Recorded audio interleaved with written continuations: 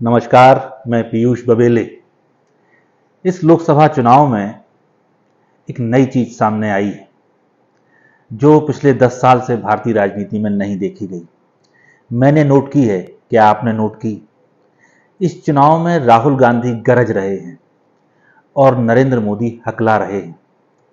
ऐसा नहीं है कि प्रधानमंत्री नरेंद्र मोदी को जो टेलीप्रॉम्प्टर उपलब्ध होता है उनकी सभाओं में वो गायब हो गया है।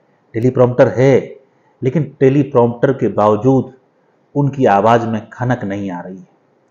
दूसरी बात आपने और देखी होगी कि राहुल गांधी ने जो बातें कही हैं, जो वादे किए हैं, जो घोषणाएं की हैं, उनको भी प्रधानमंत्री कॉपी करने की कोशिश कर रहे हैं। और सिर्फ घोषणाओं की कॉपी नहीं कर रहे हैं, उनके लबो लहजे की, उनके बोलने की स्टाइल की भी कॉपी प्रधानमंत्री नरेंद्र मोदी करते हुए दिखाई दे रहे हैं। आपने ध्यान किया होगा कि राहुल गांधी ने अपनी सभाओं में बार बार कहा है कि मैं 50,000 नहीं, 60,000 नहीं, 70,000 नहीं, 80,000 नहीं, पूरे 1,00,000 रुपए साल के महिलाओं के खाते में डालूंगा और खटाखट खटाखट खटाखट खटाखट ये पैसा अकाउंट में आएगा। ये खटाखट जो राहुल गांधी कह रहे थे, मोदी जी भी अपने भाषणों में अब खटाखट खटाखट कहने लगे हैं। ये शायद पहली बार हो रहा है।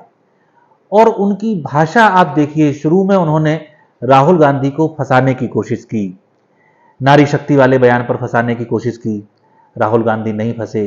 फिर मंगलसूत्र तक चले गए, भैंस तक गए। जो देश नहीं बिकने दूंगा की जगह भैंस नहीं बिकने दूंगा प्रधानमंत्री को जाना पड़ा। ये राहुल गांधी की बहुत बड़ी कामयाबी है। लेकिन जब उनके ये सारे कांटे जो उनने मछली फंसाने के लिए प्रधानमंत्री ने डाले, उनमें से कोई कामयाब नहीं हुआ, तो अब वो शुद्ध रूप से सांप्रदायिकता के एजेंडे पर चले गए हैं। हिंदू मुसलमान तो वो कर ही रहे थे। आज उन्होंने यहां तक कह दिया कि राम मंदिर पर बुलडोजर चल जाएगा।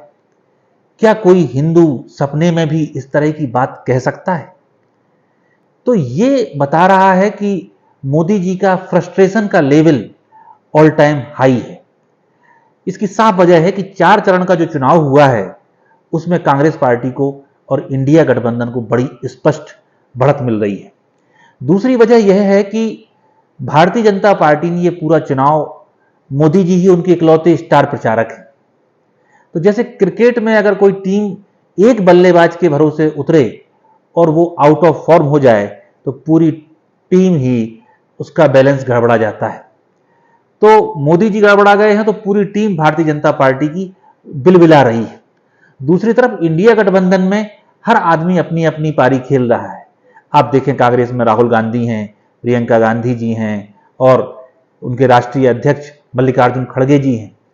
फिर जो गठबंधन के अन्य नेता हैं, चाहे अखिलेश यादव हों, अरविंद केजरीवाल हों, तेजस्वी यादव हों, और भी आप जितने नेता देखते जाइए, वो सब अपना अपना बात कर रहे हैं, अपने अपने हिस्से के रन बना रहे हैं।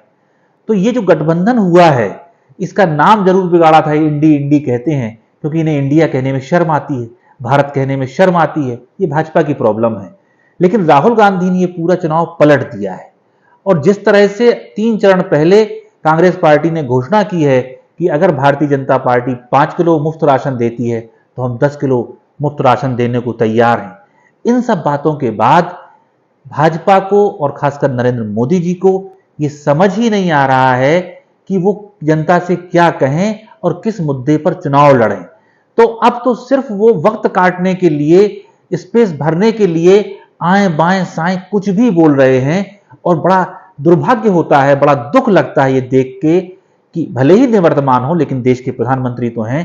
हमारा प्रधानमंत्री इस तरह की बातचीत करने लगा है कि उसे कोई बाहर का आदमी देखे तो वो पूछेगा कि इनका सब कुछ ठीक चल रहा है कि नहीं ठीक चल रहा है।